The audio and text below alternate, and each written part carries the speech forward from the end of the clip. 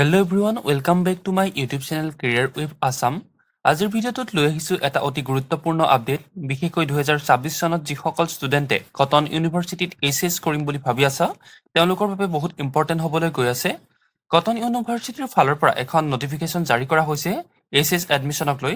নটিফিকেশ্যনত mention কৰা হৈছে যে যদি আমি নটিফিকেশ্যন চাওঁ তেতিয়াহ'লে দেখা পাম নটিফিকেশ্যনত জাৰি কৰা হৈছে যে 2026 আৰু 27 ছেশ্যনৰ কটন ইউনিভাৰ্চিটিত এইচএছ আৰ্টছ আৰু ছায়েন্সৰ ফৰ্ম ফিল আপসমূহ অনলাইন যোগেদি হ'ব আৰু ইয়াতে মেনশ্যন কৰা হৈছে যে এপ্লিকেশ্যনসমূহ দৰ্পণ পৰ্টেলৰ যোগেদি গ্ৰহণ কৰা হ'ব। আৰু কিন্তু নটিচখনত বৰ্তমানলৈকে কোনো ধৰণৰ ষ্টাৰ্টিং ডেট মেনশ্যন কৰা হোৱা নাই। অৰ্থাৎ তোমালোকে দৰ্পণ পৰ্টেল চেক কৰি থাকিব পাৰা।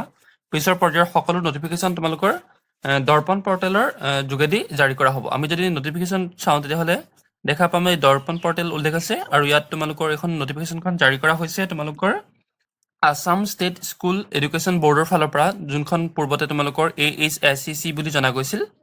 তোমালোকে বিশেষ এতিয়ালৈকে বৰ্তমান ডেটৰ কথা উল্লেখ কৰা হোৱা নাই। পিছৰ পৰ্যায়ৰ নটিফিকেশ্যনসমূহ তোমালোকৰ দৰ্পণ পৰ্টেলৰ থ্ৰুৱেদি জাৰি কৰা হ'ব।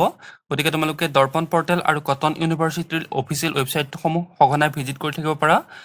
আৰু বাকী আজিৰ ভিডিঅ'টোত ইমানেই আছিল। পিছৰ পৰ্যায়সমূহৰ ভিডিঅ'সমূহৰ আপডেট লাভ কৰিবৰ বাবে তোমালোকে চেনেলটো ছাবস্ক্ৰাইব কৰি ৰাখিব পাৰা। বাকী থেংক ইউ।